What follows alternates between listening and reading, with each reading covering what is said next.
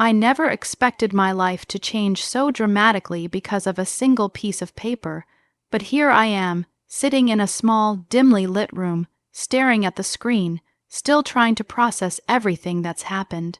My grandma left me her mountain lodge worth $1,360,000, and I swear, it sounds like a dream, but it quickly turned into a nightmare I never saw coming. I mean, how often does someone just hand you something so valuable and your world flips upside down overnight? But it wasn't just about the money or the property. It was everything else that came with it. The secrets, the jealousy, the people I thought I could trust suddenly looking at me differently, like I'd crossed some invisible line. Have you ever been handed something you wanted so badly, only to realize it's not freedom? It's a trap. Tell me, would you have done the same thing I did when faced with what I found out next? It all started a few months ago when my grandma, who had always been a bit of a recluse, passed away quietly in her sleep. She lived alone in that massive lodge tucked away in the mountains, a place I had visited only a handful of times as a kid. I remember those visits vividly. The smell of pine in the air, the creaking wooden floors, the massive stone fireplace where she'd sit and knit, while telling me stories that made me feel like I was part of another world. My grandma wasn't rich in the conventional sense. She had lived simply, keeping to herself, but she had an eye for land and property, investing in that lodge decades ago. She had always said it was my inheritance, though back then it felt like just a nice gesture, a dream too big for a kid like me to imagine actually owning. I never thought she'd actually leave it to me, and I certainly didn't expect the chaos it would stir in my life. After her funeral, I received a call from her lawyer. The voice on the other end was formal, polite, but there was a kind of tension I couldn't quite place. He told me I needed to come into his office to go over the will. At first, I thought it was going to be simple. Sign some papers, maybe get a check, and move on. But when I arrived, I realized this was far from simple. The lawyer slid a folder across the polished mahogany table, and my heart started pounding. The will was precise, almost meticulous, leaving the mountain lodge to me, but it also included a series of instructions that were complicated, to say the least. My grandma, in her way, had made it clear that I was responsible for the property in a very specific manner. I couldn't sell it outright, and I couldn't rent it without maintaining the lodge in pristine condition. It was a mountain of responsibility, but I felt honored, until I realized I wasn't the only one who would have wanted it. That's when the problem started. I had always been close to my extended family, at least on the surface. Cousins, aunts, uncles. We all had this vague sense of family unity, though I knew there were rivalries simmering under polite smiles. The moment word got out that the lodge was mine, I could feel the shift. Texts started coming in, subtle at first, congratulating me, but with a strange undertone. "Hope you know what you're getting into," one cousin wrote. Another messaged, "Grandma really thought you were responsible enough." It was meant to be praise, I guess, but it felt like judgment. Then the whispers began. Family gatherings became tense, and suddenly, people I thought I could trust started asking questions about the property. Have you thought about selling? Do you even know how much work it will be? Are you sure you can handle it? Every question felt like a trap. I started noticing how eyes lingered a little too long, how smiles were just a fraction too forced. I realized quickly that inheriting the lodge wasn't just a blessing. It was a lightning rod for envy and scrutiny. The first real confrontation happened when my uncle, my grandma's youngest brother, decided to drop by unannounced. I had been trying to sort out some of the maintenance details, figuring out what needed fixing before I could even think about staying there long term. I had barely unpacked a bag when the doorbell rang, and there he was, towering, imposing, with that smug expression I'd seen on him since childhood. "So, you're the lucky one, huh?" he said, leaning against the doorway like he owned the place. I tried to smile politely, but he wasn't here to be polite. He asked to see the lodge, and as I showed him around, I realized he wasn't genuinely interested in the property itself. He was sizing me up, testing me, seeing if I was worthy, or maybe vulnerable. That night after he left, I lay awake thinking about everything he had said, the way he had implied that I didn't belong, that this was bigger than me. It was the first hint that the lodge wasn't just about land. It was about power and control within the family. Then came the neighbors. My grandma had been living up there for decades, and the people in the nearby town knew her and the lodge intimately. Some were kind, offering help with advice and tips about managing the property, but others were less friendly. One evening, while I was making my first solo trip up the mountain, I found a note tucked under the doormat. It was anonymous, and it simply said, "This isn't yours to keep." I laughed nervously at first, thinking it was a prank, but then I noticed tire marks outside that didn't match my own car. Someone had been watching. I started sleeping with one eye open, checking the locks multiple times, installing cameras. The lodge, which had once felt magical, started to feel like a gilded cage. I thought about going back to my apartment in the city, selling the lodge, and walking away, but something inside me refused to let that happen. My grandma had trusted me with this, and I wasn't about to let fear or greed dictate what happened to her legacy. Around this time, I discovered something else, something that would change everything. While going through some of my grandma's old letters and journals in a dusty box in the attic, I found entries that revealed she had been aware of family tensions for years. She wrote about people eyeing the lodge, trying to manipulate her, trying to get their hands on it without earning it. She had been meticulously planning for the day she was gone, ensuring that the lodge would go to someone she trusted, me. And she had left instructions not only about the property, but about how to deal with certain family members, almost like a guidebook for navigating the minefield I had unknowingly stepped into. Reading her words, I felt a mix of pride, fear, and responsibility. She believed in me in a way that no one else seemed to, and that gave me strength. But it also made the stakes feel unbearably high, and then the first major crisis hit. My cousin, the one I had always been closest to, called me one afternoon, sounding panicked. She told me that someone had broken into the lodge and vandalized part of it. Windows were shattered, doors forced open, and some of my grandma's old furniture had been ruined. I raced up there immediately, heart hammering, and I swear, I felt like I was in a nightmare. The lodge, which I had always imagined as a peaceful retreat, had been violated in a way that made it feel almost sacred. I called the police, filed a report, and tried to figure out who could have done this. It didn't take long to start suspecting family members. The jealousy, the subtle threats, the whispers, they all pointed to someone wanting to intimidate me, to make me feel like I didn't deserve what I had inherited. I had never felt so alone, even with people around me who were supposed to care. Around this point, I realized I needed a strategy. I couldn't just react to every threat or every suspicious note. I had to be proactive. I started documenting everything, keeping a detailed journal of events, conversations, and anything that felt off. I installed cameras, changed locks, and even consulted a lawyer about my rights as the property owner. But the more I did, the more I realized how much underhanded manipulation I was facing. People were trying to get me to act rashly, to make mistakes that could jeopardize the lodge. And in the middle of all this chaos, I had to juggle my regular life, work, friends, bills, while managing a property in the mountains that seemed to attract drama like a magnet. So there I was, stuck between fear, responsibility, and the memory of my grandma, who had trusted me to handle this legacy. And just when I thought I had a handle on things, something happened that made me question everything I thought I knew about my family and the lodge. It was a late evening, and I was going through some old maintenance records in the lodge office when I noticed something strange.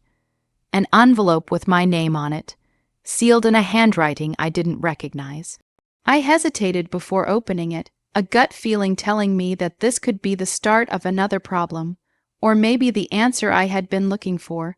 Inside, I found photographs, photos of people I knew around the lodge taken at odd hours. And in the corner of one photo, I noticed my uncle, standing near the lodge window, looking like he didn't want to be seen. It was a direct confirmation that someone had been surveilling the property. I felt a wave of anger and fear hit me at the same time. This wasn't just jealousy anymore, this was personal and it was dangerous. At that moment, I realized that inheriting the lodge wasn't about the building or the land. It was about navigating a web of family betrayal, envy, and secrets that I had never anticipated. And the deeper I dug, the more I realized that my grandma had left me something much more than property.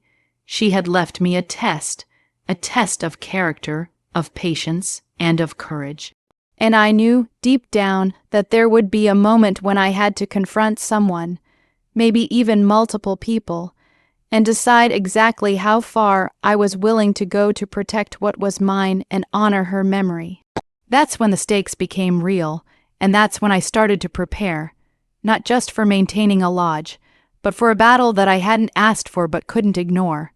So that's where I was, in that strange limbo between fear and determination, responsibility and betrayal. I had a mountain lodge worth over $1 million, a family full of people who wanted it for themselves, and a collection of secrets that threatened to unravel everything. And I had to make a choice: back down, sell, and walk away, or stand my ground and fight for what my grandma had entrusted to me. I didn't know how this would end, and I didn't know who I could really trust, but one thing was clear: I wasn't going to let my grandma's legacy slip through my fingers without a fight. So that's the situation I was in, and I had to make a choice. Before I tell you what happened next, I want you to pause and comment below what you would have done in my shoes. Would you have stood your ground, or walked away to avoid the chaos? Because believe me, what happened next changed everything, and nothing would ever be the same again. After sending that mental challenge out to the universe, asking myself whether I had the guts to stand my ground, I knew there was no turning back. I couldn't ignore the fact that my lodge, my grandma's legacy, was under threat, and that someone in my family had been watching me, plotting against me, or at the very least testing how I'd react. That night, I barely slept. I sat in the dark, staring at the ceiling, running through every possibility, every scenario, every conversation I'd had with family members over the past weeks. I realized I needed more than intuition. I needed proof, leverage, a way to ensure that anyone who tried to mess with the lodge would think twice. I was done being the passive recipient of jealousy and greed. The next morning, I made a plan. First, I went through all the surveillance footage I had installed. There were cameras inside the lodge and along the property perimeter, and I spent hours watching, rewinding, zooming in, trying to spot anyone suspicious. And then I saw him, my uncle. He had returned late at night, stealthy, trying to open a window near the guest wing. My heart was racing as I recorded the footage and saved every frame. I realized I had concrete proof of someone trying to violate the lodge. But at the same time, I knew I couldn't just call him out yet. He would deny everything, and he had a way of charming people, of twisting situations. No, I needed a bigger plan, one that would protect the lodge and also teach him, and anyone else who tried to interfere, a lesson. I decided to confront him, but on my own terms. I invited him over for a family meeting, under the guise of wanting to discuss the lodge and potential maintenance plans. When he arrived, I could see the smugness in his eyes, as if he already thought he'd won. I started by showing him some of the old documents my grandma had left, the journals, her instructions. I watched his expression change from amusement to unease. Grandma clearly trusted me with this lodge. I said, my voice steady but cold. And she left instructions on how to handle anyone trying to interfere. That includes you. He laughed nervously, trying to brush it off, but I pulled out the footage from the cameras. His face went pale as he saw himself sneaking around the property. I could see the shift in his demeanor, the arrogance melting into fear. You can't do this. He stammered, I was just checking what? I interrupted. Checking whether I was capable of handling what she left me. because I assure you I am." After that confrontation, I felt a strange mix of satisfaction and dread. The lodge was mine, but I knew this wasn't the end. My cousin, the one I had always trusted, was also acting strangely. She started asking questions about finances, maintenance costs, and subtly hinting that perhaps we could co-manage the lodge. I had a gut feeling she was being manipulated, or maybe she was curious about whether she could gain some control over the property. I realized I had to be cautious. I couldn't blindly trust anyone, even family, because the lure of $1,360,000 and the lodge itself was powerful enough to turn people's intentions.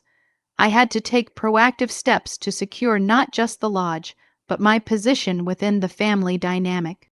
I spent the next few weeks reinforcing the lodge's security, not just physically but legally. I worked closely with my lawyer to make sure that any attempt to tamper with ownership, sell portions of the property, or make claims would be thoroughly documented and legally blocked. I also started cataloging every object, every piece of furniture, every personal item my grandma had left. I realized that the lodge was more than just a building. It was a museum of her life, her memories, and her carefully curated legacy. Protecting it became almost a sacred duty. But the more I immersed myself in this task, the more I understood that my grandma had left me not just property, but a roadmap for navigating a minefield of human emotions: jealousy, greed, entitlement. Then came the final confrontation, the climax that would determine whether the lodge would remain mine or be stolen by the family drama swirling around it. My uncle tried to charm his way back into my favor, dropping by unannounced, bringing gifts, talking about family unity, and making things right. I played along, listening, nodding, and documenting everything. Deep down, I had already made up my mind. I wasn't letting anyone intimidate me or manipulate me anymore. One evening, I invited him for a private walk around the property. The moon was full, casting silver light on the pine trees and the lodge itself. I spoke calmly, almost conversationally, but every word was deliberate. "You've tried to undermine me, you've spied, you've vandalized, and now you're pretending this is about family," I said, letting the silence hang between us. He tried to interject to charm me to explain, but I stopped him. "No, you knew exactly what you were doing, and I have proof of everything." I pulled out my phone and showed him the video footage, the timestamps, and the photos. I watched as the color drained from his face. He stammered, tried to justify himself, but I wasn't swayed. "Grandma trusted me with this lodge, and I will not let you or anyone else interfere. This is not just a building. It's her life, her legacy, and now it's my responsibility. If you think you can manipulate or intimidate me, think again. I am ready to take every legal, financial, and personal step to protect this property." The look in his eyes told me he realized he had lost, but I didn't gloat. I simply made my stance clear. That night, he left, and I knew he wouldn't return to try anything further. It was over, but it wasn't just about him. It was about establishing boundaries, about proving to myself and everyone else that I wasn't someone to be trifled with. After that confrontation, the lodge became peaceful again, though not without its own ongoing challenges. Maintaining a mountain property of that scale is no small task. I had to hire staff, coordinate repairs, manage taxes, and deal with unexpected emergencies like storms or wildlife intrusions. But for the first time, I felt in control. I had turned a situation that could have destroyed my relationship with my family and my peace of mind into a victory, not just over external threats, but over my own doubts and fears. I realized that inheriting the lodge wasn't just about receiving wealth or property. It was about stepping into a role, embracing responsibility, and proving to myself that I could rise to the occasion. And then something unexpected happened, something that brought a bittersweet closure to the ordeal. My cousin, who had been suspicious and probing, finally admitted that she had been scared, that she had let others influence her opinions, and that she had regretted doubting me. It was awkward at first, but I forgave her. I realized that the drama surrounding the lodge wasn't entirely about greed. It was about human insecurity, envy, and the fear of losing something meaningful. Once the threats subsided and boundaries were respected, family dynamics began to normalize, and I could focus on what truly mattered: the lodge, its history, and honoring my grandma's memory. Over the months, I transformed the lodge into something more than just a family property. I renovated parts of it carefully, preserving the original charm and character, while making it functional for modern use. I invited close friends and trusted family members to visit, sharing the beauty of the mountains, the history of the lodge, and the stories my grandma had passed down to me. Every corner of that lodge carries a memory now, every piece of furniture, every photograph, every journal. And I realized that the real value of the lodge isn't measured in dollars. It's measured in legacy, trust, and the lessons I learned navigating the treacherous waters of family, responsibility, and self-respect. Looking back now, I can't help but feel a profound mix of gratitude, relief, and pride. Inheriting the lodge was far more complicated than I ever imagined, and at times, I questioned whether I was strong enough to handle it. But I learned that strength isn't about avoiding fear or conflict. It's about facing them head on, making smart decisions, and holding firm to your values. My grandma believed in me, and through every challenge, I realized I had to believe in myself too. I turned what could have been a nightmare into a journey of empowerment, growth, and ultimately, victory. So here's the moral of my story. Inheritance isn't always about money or material wealth. It's about responsibility, character, and proving to yourself that you can stand up for what's rightfully yours without compromising your integrity. If you ever find yourself in a situation where people try to manipulate, intimidate, or deceive you over something you've earned, remember that courage, preparation, and clarity are your best tools. I chose to face the chaos, to document, to confront, and to protect what was entrusted to me. And I came out stronger on the other side. If you were on my side through all of this, like this video to show your support. Subscribe for more stories like this, where ordinary people face extraordinary circumstances, and share your final thoughts on this whole mess in the comments section. I genuinely want to know how you would have handled it. Did I do the right thing, or should I have taken a different path? Either way, I'll see you all in the next story, and trust me, it's going to be just as intense, just as emotional, and just as unputdownable as this one.